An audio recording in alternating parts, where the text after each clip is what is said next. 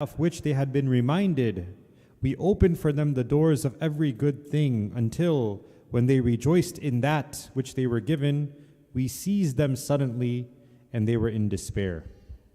Snurd Ahmad.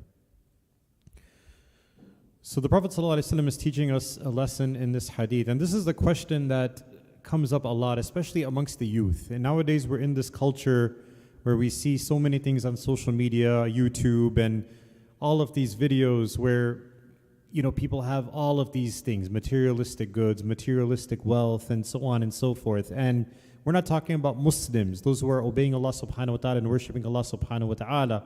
We're talking about people who are openly committing acts of fahisha, openly committing acts of sin, and displaying acts of immorality in public, indecency in public, and not showing any type of regret or remorse or shame about it whatsoever.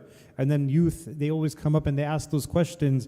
How is it that Allah subhanahu wa ta'ala has given them all of these things in this world if they are in constant disobedience towards Him? Why is it that they have all of these things if Allah subhanahu wa ta'ala is being disobeyed by them left and right? And then you see so many other people who are Muslims and believers in the world who are in poverty and who are suffering around the world. So Allah subhanahu wa ta'ala, as we see in this ayah, clearly we can see what Allah subhanahu wa ta'ala mentions here through His hikmah and through His wisdom. This ayah which comes in Surah An'am, Allah subhanahu wa ta'ala is talking about not only in our time but the previous nations, the Anbiya alayhimu salatu wassalam that came before the Prophet sallallahu alayhi wasallam. We know Allah subhanahu wa ta'ala relates the stories of many of them in the Quran, and many of these nations were such that they were very sophisticated. They had a lot of power and they had a lot of wealth in their name. They had everything you can imagine and think of in the dunya.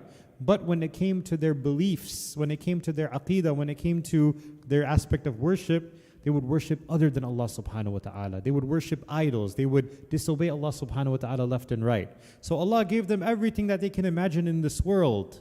But as they were getting, they were using their own logic, thinking that, why would we have? It's like the story of the person with the two gardens in Surah Kahf.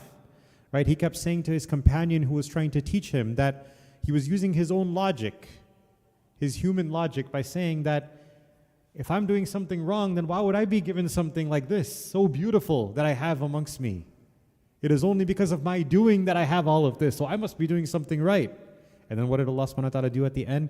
He seized it away from him. He took it away from him and He showed that what is right and what is wrong. Similarly with the others, the nations were destroyed. Allah subhanahu wa ta'ala destroyed everything that they had. In an instant, it was gone. And now all of a sudden, they will be standing before Allah subhanahu wa ta'ala on the day of resurrection. So never think that just because these people have all of these things, it's because, no, Allah subhanahu wa ta'ala is giving them their Jannah in this world and in this dunya. He's giving it to them in this world and in this dunya. As the hadith says, "Ad-dunya sijnul mu'min wa jannatul kafir." The dunya, the world, is a prison for the believer and a Jannah, a paradise for the kafir or for the non-believer. It's a prison in the sense that we are not absolutely free here. Just as in prison you are not free. We listen to our master, and our master is Allah subhanahu wa ta'ala. We don't have absolute freedom to do as we wish. Right? And Jannah wa jannatul kafir. It is the Jannah for the kafir because they think they can do whatever they want in this world. And however they want this in this world. And follow all their desires in this world. And that this world will never end for them. But they keep going and following these desires. So Allah subhanahu wa ta'ala has the best in store for the believers, and that is in the hereafter, in the akhirah. That is in the form of Jannatul Firdaus. While He has saved that for the kafirin, for the kafir in this world.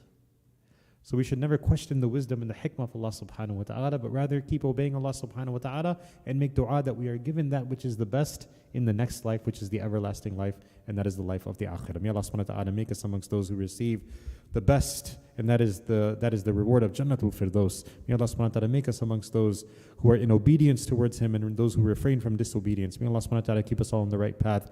We ask Allah subhanahu wa ta'ala once again that all of our brothers and sisters who are going through difficulty, may Allah subhanahu wa ta'ala grant them relief. Those who are sick, those who are ill, may Allah subhanahu wa ta'ala grant them speedy shifa.